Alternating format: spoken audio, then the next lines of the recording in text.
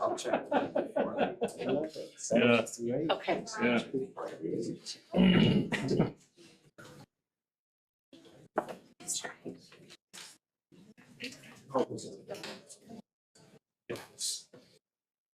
Take on it.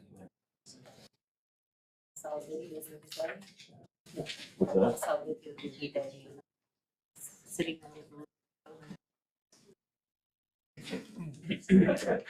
Okay, thank you. Turn it. Yeah. All right. Good morning, everyone. I call this meeting of March 3rd, 2026 to order. Please join me in the Pledge of Allegiance.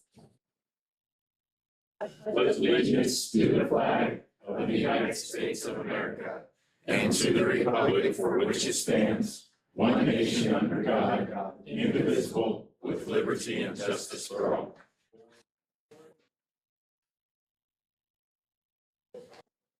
Next item on our agenda is the consent list. It includes 10 items. It was published and copies are available. If you'd like to discuss an item, it'll be moved to the regular agenda and comments can be made at that time. Madam Chair, That's right. I move to approve the consent agenda and authorize the chair to sign documents as required. Second. Motion and second. Any discussion? All those in favor, please signify by saying aye. Aye. Motion carries. Item 3, consider agenda. Madam Chair, I move to approve the agenda as published. Second. A motion and a second. Any discussion? All those in favor, please signify by saying aye. Aye. Aye. Motion carries. Announcements. Today, we are recognizing 2 employees for their service to Sheridan County. They will receive a certificate of appreciation and chamber bucks. So we have Detention Sergeant Christopher Solf with the Sheridan County Detention Center celebrating 10 years of service. Levi will get that to him. And then we have Control Room Operator Jason Larson with the Sheridan County Detention Center. And he is celebrating 5 years of service. We will get those to those gentlemen and thank them for their support. Any other announcements? All right. Public comments on matters not on the agenda. Do we have any comments this morning? Okay. Moving right along to our ag issues presentation from our Sheridan FFA folks. And I would call on Clay Christensen, the advisor, to come up and share a little bit with us. All right, thank you, County Commissioners, for having us here today. This is our John B. Kendrick FFA Agriculture Issues Forum team. They are getting ready to prepare for their state contest in April. Part of that contest is they have to present their forum to different groups in the community. They've been working on research for this since about October, and they are going to present on foreign land ownership in the United States. So it's a team of 6. And I will let them go ahead and get started. We do welcome any questions at the end. That's part of the contest, is the judges will ask them questions. So the better you can grill them, the better off we'll be. Okay, You guys take it over. great. Thank you, Mr. Christensen.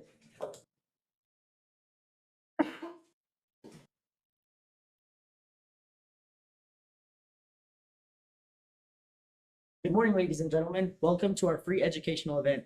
Today, we will be hosting a forum on foreign land ownership in the United States of America. We have the honor of having many esteemed guests today, each with extensive knowledge on this topic.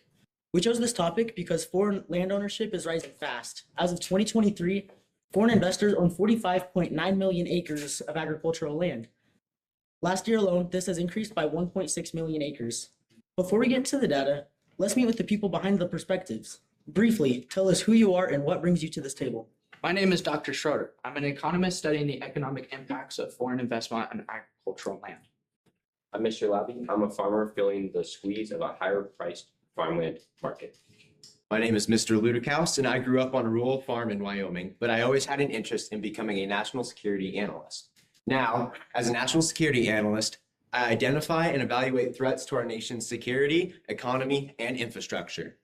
Hello, my name is Lucy Linden. I'm a professor in environmental studies and science. I analyze both the positive and negative environmental impacts of foreign land ownership. Hello, I am Kai Castor, trying to make the world a better place by providing agricultural aid to those in need. Thanks. I'm glad you're all here. Dr. Schroeder, let's begin with you. Could you break down the pro side for us and tell us, does the money actually help the American farmer? Thank you, Mr. Oken. The extent of foreign interest in purchasing U.S. land is a factor that can influence both domestic economic growth and bilateral foreign relations. And from an economist standpoint, foreign investment behaves like fertilizer. When used well, it makes everything grow. Nearly 48% of foreign held farmland is timber, 29% is cropland, and 17% is pasture, according to the American Farm Bureau. That means investors are choosing productive land, the kind that actually creates economic value. Plus, foreign investment also creates consistent demand for U.S. commodities, stabilizing prices and incomes for American farmers. But aside from prices, foreign investment has helped support renewable energy projects, including wind farms in the Midwest, new irrigation technologies, including drip systems that reduce water waste, and food processing plant expansion in the poultry and beef sectors. Since 2010, foreign-held farmland has grown by 21 million acres, signaling global trust in U.S. agriculture. And by allowing foreign capital to insource here in the United States, we can improve economic relations not only with our allies, but with countries who are considered to be adversaries. Mr. Labby, you're on the front lines. Why does the 3.6% statistics feel different when you're sitting in the tractor cab? Thank you, Mr. Oken. When foreign investors enter the market, they can pay well above local market value. This puts younger or smaller farmers at a disadvantage. Sure, 3.6 may sound small, but counties where 8, 12, or even 20% of the land is foreign owned, it changes the whole culture. That land stops being part of a family story and part of an investment portfolio. We now see this from a personal aspect. Now let's look at this from a national security standpoint. Mr. Ludikaus, how does this affect national security? Thank you, Mr. Oken. Contrary to popular belief, foreign land ownership by agricultural entities that are enemies is actually very low. For example, China, arguably our biggest threat, only owns about 0.03% of U.S. agricultural land, according to the American Farm Bureau Association. But in national security terms, acres aren't the point. Location is. 20 acres next to a military base is far more threatening than 20,000 acres in the middle of the plains. But with laws like those passed in Virginia that restrict purchases near military installments, critical infrastructure, and also communication hubs, that risk could be limited. But land can be used for much more than just farming. It can be used for strategic obstruction, surveillance, and data interception, all of which could benefit foreign entities. So from a security standpoint, we look at where land is, not just who owns it. Professor Linden, I read about a 75% cut in emissions through foreign-funded technology. In other words, is this technology proprietary? If we rely on foreign investors for green farming, do we lose the intellectual or physical control over our own climate goals? Environmentally, it's a mix of positive and negative risks. Foreign investments have supported meaningful improvements. The American Farm Bureau recently stated that reforestation projects in the Appalachia region modernize soil health systems and boost soil carbon by 30 to 50%. They also have new methane reduction technology that could help cut emissions up to 75%. These upgrades matter for long-term productivity and climate resilience. On the other hand, there are some real consequences. Large-scale monoculture reduces biodiversity. Actually, a recent article from Washington State University analyzes that those losses could be substantial. It stated that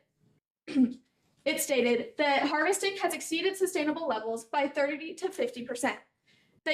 Another example is that in parts of the high plains, heavy groundwater pumping has contributed to water levels dropping more than 100 feet.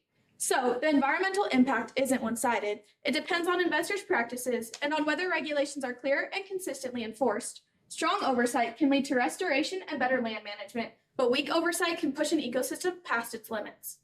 Ms. Castor, you see this globally. How does the U.S. compare? Great question. Global foreign land investments are transformative. They have created jobs, expanded irrigation systems, and introduced advanced seed technology. These investments have opened up employment opportunities for U.S. citizens. For example, large agricultural companies like Breyer's Crop Science shows that they have hired approximately 1,200 workers in the United States. Foreign investments have also contributed in irrigation infrastructure, agricultural production, and food security. Foreign investments have also shaped the relationship between environmental degradation and food security in the 44 low and middle income countries.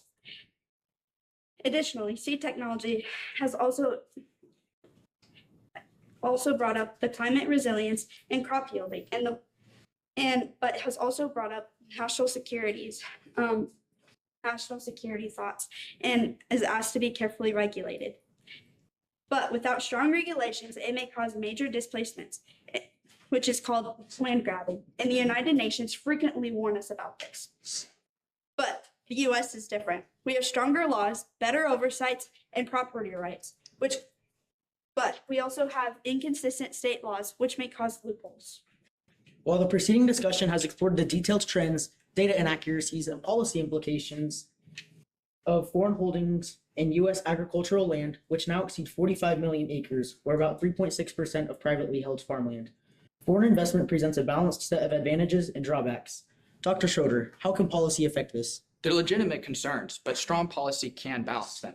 We can require community benefited agreements, limit purchases near strategic sites, and enforce sustainability standards. That sounds great on paper, but small counties often have limited staffing and farmers limited budgets. Small farmers can't compete with foreign investment groups in the market. We need to kill this on a state level nationwide, not a level where rural America gets pushed around by foreign investment groups in the local markets. From a security standpoint, we need real-time monitoring. Land purchases are often reported months after the fact. That delays the vulnerability and could be a threat to our national security. But with laws like those passed in Virginia that state, in order to protect the health, welfare, and safety of all citizens of the Commonwealth, on and after July 1st, 2023, no foreign adversary shall acquire any interest in agricultural land in the Commonwealth. The risk could be minimal. Environmentally, incentives drive behavior. If foreign investors get tax credits for installing wetlands or soil health systems, they will. If they get the same credits for clearing lands, well, they'll do that instead. Large-scale management decisions can have major impacts on soil, water, and biodiversity. So strong enforcement and oversight are necessary to make sure land is used sustainably. Exactly. Policy design shaped outcomes. Foreign investment isn't good or bad. It's the government and the leadership guiding. But let me add a little detail. Shutting out foreign capital entirely could slow technological adoption. U.S. agriculture is already facing aging infrastructure. We need investment. I agree on infrastructure. However, let's make sure the people that feed our communities and their children and grandchildren can continue to expand and upkeep these farms. If foreign investment becomes too aggressive, we risk hollowing out these rural communities and not giving them a chance of coming back. In the most recent USDA survey, they recorded 1.8 million farms in 2024.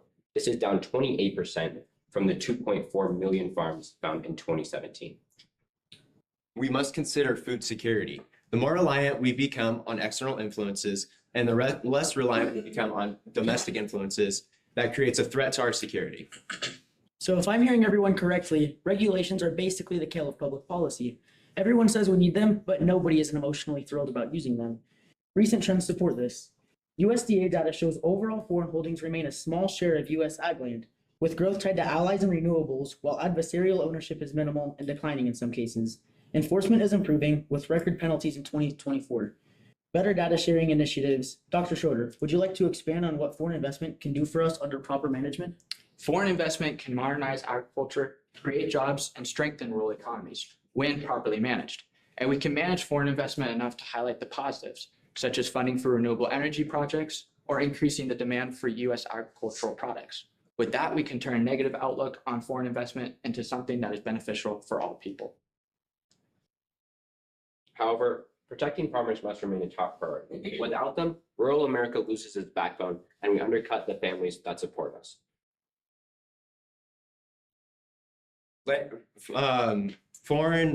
National security needs to stay central to land policy discussions. Location matters, not just who owns it or how much. It is really difficult to pass a national law limiting the foreign land ownership, so currently it is up to states on how or if they want to limit this. Environmental safeguards are what determine whether land stays healthy or ends up degraded, no matter who owns them. Even owners with good intentions can harm soil, water, or wildlife if regulations are unclear or not enforced. That's why incentives for conservation, reforestation, or sustainable farming only work when there is consistent oversight and accountability. In the end, keeping lands productive and resilient requires careful planning, attention from local communities, and clear standards that everyone can follow. Extending on Professor London's statement, The statement is true. Foreign investments only depends on the leadership and government guiding it to the next level. Thank you to all our panelists. Today's goal wasn't to choose a side, just to illuminate the topic. As we've discussed, the data as of late 2025 shows foreign ownership at about 3.6% of privately held ag land, with targeted state-level regulations addressing key risks without blanket bans. Ongoing federal efforts, like improved AFIDA reporting and potential farm bill provisions, aim to enhance transparency and oversight. We will now entertain any questions. Thank you. We have any questions from the board? Commissioner Siddle, Thank you. itching to go. Yeah, so I'm gonna start with the security guy, Mr. Ludikows. Yes, sir. I believe in the research that I've done on this topic over the years, I believe that the greatest possible agro-terrorism threat to our country is on our water. That's the real area. I mean, like you talk about land next to military bases or whatever, but without clean, safe water, that's where our agro-terrorism could come. What can we do to prevent any kind of action that would provide agro-terrorism to our water supplies?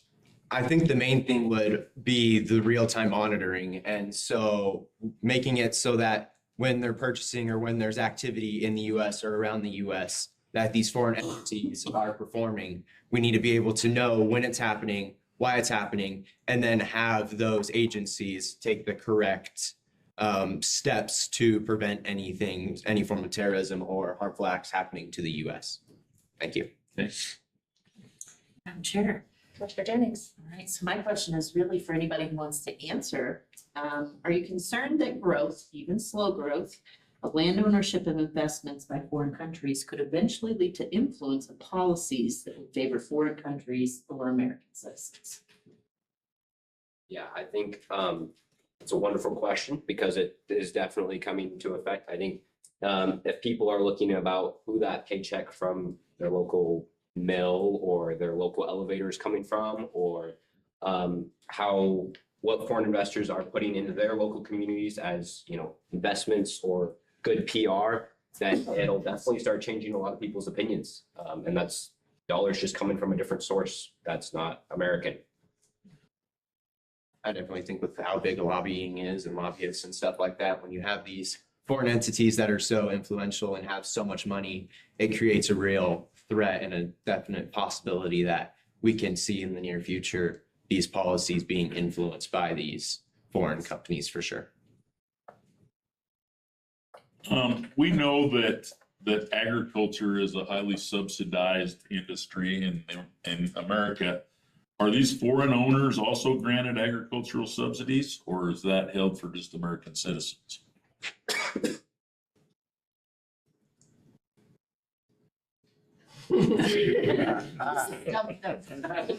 question. Commissioner Ars, oh yeah, go ahead.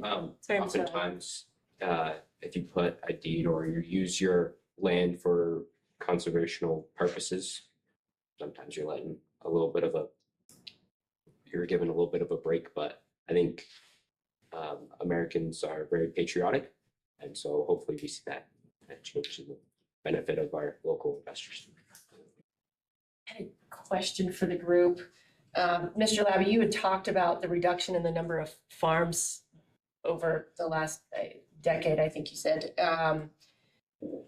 What's the percent of large corporations buying up farms, ranches versus foreign owners? We see, repeat your question one. I guess I'm wondering in comparison, the risk from large corporations taking over large farms versus foreign ownership. Like, what's the bigger threat to the loss of farms? I think it's a mix of both, honestly, because when we're seeing it, a lot of these large corporations are mainly foreign owned and foreign created too. And so it's a big risk both ways. But when we have those foreign owned big companies, then it creates that extra layer of security and things like that we're having issues with. Yeah, and I think there's definitely more corporations buying up these farms and less of it is being family owned. But think that's less of an issue if they're American-based and if they are American citizens than if it's. Yep. Oh, Oh, yeah, Clerk Tom. Madam Chair. Oh, yeah, Commissioner Arzi, and then you, sorry. This was Mr. Schroeder. Can you give me an example? You mentioned on renewable energy. Can you give me an example of one that actually pays its own bills? Well, an example of that is, like I said, so wind farms in the Midwest. We haven't really gone too deep into the fact that they are paying their actual bills in those wind farms. So I can't 100% accurately answer that question, but I can say that it does benefit. I think not only that, but when we're looking, sure, a lot of times those renewable energy, it's not paying their own bills, but it still helps American citizens because we see a lot of the construction companies and the jobs in the US that it brings up because it takes, of course, a lot of resources and a lot of material to build these renewable sources such as wind farms and solar farms. And so a consequence and a positive consequence of that is we're seeing a lot of jobs and need for local construction businesses and things like, and stuff, other companies that are creating these farms and sustaining these farms that creates the jobs for these American citizens, which is a positive for it. Clerk Thompson.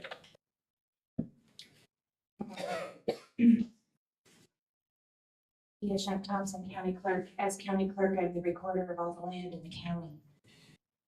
Recently, state law was passed to pass on all land records to the state because of the concern of foreign entities purchasing land in secure, near secure potential areas in the state of Wyoming. The problem we're currently having, and I'm wondering if you have any thoughts on this, is that virtual offices are able to purchase property, and the virtual office then it could be an LLC, it could be some type of a corporation, and it's hard to know who that actually is. So the problem we're having as county clerks is we don't know who we're dealing with. It's not our job to know for sure. The assessor has to then read that document, determine ownership. But the state is now currently struggling with how do they take all this information from all the Wyoming County clerks and actively be able to act on it and know who we're dealing with. So have you had any discussion or research on virtual offices in Wyoming? Virtual offices themselves, but there has been lots of increased government funding and government attention towards who is investing in our thing. And I don't know if you're familiar with the acronym CFIS, but they're working through a lot of reports, especially in Cheyenne, relating to China and where and what they're investing with their chip plant. And of course, CFIS is the Committee on Foreign Investment in the US, and so it's the federal level. But I think that is a big issue, and it's a loophole, honestly, at this point, when we're researching things like just the laws that have to pertain to the actual like foreign ownership from these. When you create an LLC and stuff like that, from what we've researched, it's honestly just a loophole, and it's really hard to do it. I think the biggest thing would just be CFIS and other companies and federal agencies to notice it and try and figure out a way. But again, that's really hard to pass and to do in general. Another question. Okay. In dealing with land records, everything is recorded in the Wyoming County Clerk's Office by legal description. Have you done any research on what a legal description is, and do you see that as something that needs to be overcome? Because currently, that's the other pushback from the state is certainly when a section is marked, they want us to now mark all the way down to 40 acres. So there's a lack of knowledge there on when you actually read a land document on what the acreage is and what that means. Have you done any research on legal descriptions? I don't think we've done much research on that, but that brings up a really good point that we're definitely going to go and look into and bring in as an element, because that does seem like it's going to be really important for this. Thank you, because that puts a point on the map. So you gotta understand legal description. Thank you. Thank you. Okay. Good questions, folks. Thank you. Thank It you. was really, really educational and informative. We appreciate you being here.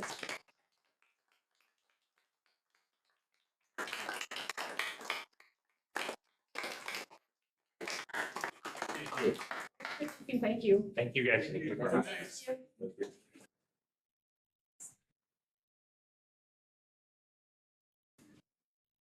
All right. Now moving on to item 7, which is consider resolution 2602-033, approving the affiliation and services agreement between Memorial Hospital of Sheridan County and Sheridan Health. And I will send it over to our deputy attorney, Clint Beaver. Thank you, Madam Chairman. I'll be very brief. I just would point out to the board and to the public that Brendan Kearns, counsel for the hospital, and myself worked over a period of time since the board heard the presentation from the hospital as to what the concept was. Mr. Kearns has worked hard to put that in paper. And he and I are on the same, literally on the same page with the document that you have in front of you, and others here today are better positioned to talk to you about the substance of it. I'll leave it at that. I don't know, Mr. McCafferty, if you have anything, do folks have questions? Nick, do you have anything to add as liaison? First of all, as liaison to the hospital board, I'd just like to say that our hospital administration, our hospital board has worked many hours on this and diligently. We've appointed that hospital board and entrusted them with that, and I think they've done their due diligence and done a great job. The administration has done a great job going forward with this. And the other thing, that there has been lots of public meetings and lots of public input garnered into this. This isn't just something pulled out of the blue and put out there. So with that, I mean, I'd be prepared to make a motion, but I defer to Mike to say whatever he'd like to say. I certainly wouldn't want to hold you up from doing that. Okay, so I appreciate all of your support and the commission as a whole, all of the input and all the time that I've spent with each of you around this topic. And I think, what we're trying to do is create a long-term strategy for supporting our mission and the health and well-being of this community. And we really believe that this strategy, along with other things that we'll be doing in the future, will give us that advantage to do that. So thank you so much. And I'd answer any questions you might have. Any questions for Mr. McCafferty? Madam Chair, not a question. I just wanted to thank Mr. McCafferty. I know we have been on the phone and in meetings, going through every concern that I have. And I think we went 10 rounds on the word of governance. Finally got it ironed out. I do see some really good positives for the hospital. I brought up a couple of concerns and you've addressed them, and really look forward to seeing what happens with this. So I appreciate it. Yeah, thank you, Commissioner Jennings. And I appreciate the great discussion that we've had along the way. I think that discourse is very appropriate and very important for us to do the right thing. Yeah. Madam Chair. Yes. I want to reach out and thank you for answering my questions. I believe fail-safes are there. I think that this is a great move forward and a good protective measure as well for our hospital and for our continuing health, our concerns with, our communities. So I'm in support of this. Thank you. Commissioner Hurley, thank you very much. And thank you for all the time you've spent with me on this topic as well. Madam Chair, Yeah. That's right. I move to approve and authorize the chair to sign resolution 26-02-033, approving the affiliation and services agreement between Memorial Hospital of Sheridan County and Sheridan Health. Second. Just totally stole Commissioner Siddle's thunder there. You're good. All right, Well, then it doesn't we have matter. a motion and a second. Any discussion? All those in favor, please signify by saying aye. Aye. Those opposed, motion carries. Thanks. Thank you very much. I do want to say, I have with me today a couple of folks from the hospital, our board chair, Jennifer Shazitz, our finance committee chair, Anthony Spiegelberg, our chief operating officer, Joe Wright, and our chief medical officer, Dr. Sierra Gross. So It's with that great leadership and diversity that we're able to do the things that we do, and we want to continue to build that and strengthen that through this partnership. So thank you all very much. Thank you. Thank you. Thank you. Moving on to item 8, consider annual compensation agreement between the University of Wyoming and the Sheridan County Commissioners for the University of Wyoming Extension Services through June 30th, 2026. And I'll call on Cameron Duff, Administrative Director. Madam Chair, Commissioners, good morning. This particular agreement was originally signed in August of 2025. That was when the Extension Office had their director is Emily Swinier. It's now has moved to Zachary Hines. So what we're doing is altering the agreement for compensation from this point through the end of June, and then you'll get a brand new one after July 1st for the next year. Any questions for Cameron? If not, I'd look for a motion. Madam Chair, Yeah, Commissioner I Siddle. move to approve and authorize the chairwoman to sign the annual compensation agreement between the University of Wyoming and the Sheridan County Commissioners for the University of Wyoming Extension Services through June 30th, 2026. Second. Motion and a second. Any discussion? Hearing none. All those in favor, please signify by saying aye. Aye. Those opposed, motion carries. Our last item is to consider resolution 26-03036, depositories for public funds, and I'll call on Katie Aris, our county treasurer. Chair Haswell, Commissioners, good morning. Katie Aris, Sheridan County Treasurer. The 7 financial institutions listed in the resolution have applied pursuant to Wyoming Statute 94818. Sheridan County reviews and adopts resolutions annually. So unless there are any questions, I respectfully request adoption of Resolution 2603036. Thank you. Yeah, Commissioner Dennis. Not a question, I was Jumping ahead. Go for it. Madam Chair, I move to adopt and authorize the chairman to sign Resolution 26-03-036, designating the following financial institutions as approved for the deposit of following funds. First Bank of Wyoming, Division of Glacier Bank, First Federal Bank and Trust, First Interstate Bank, First North Bank of Wyoming, Security State Bank, U.S. Bank, National Association, and Wells Fargo Bank, National Association. I'll second that. Motion and a second. Any other discussion? Pretty straightforward. Thanks for waiting. All those in favor, please signify by saying aye. Aye. Motion carries. Thanks. And with that, we are adjourned at 9:31.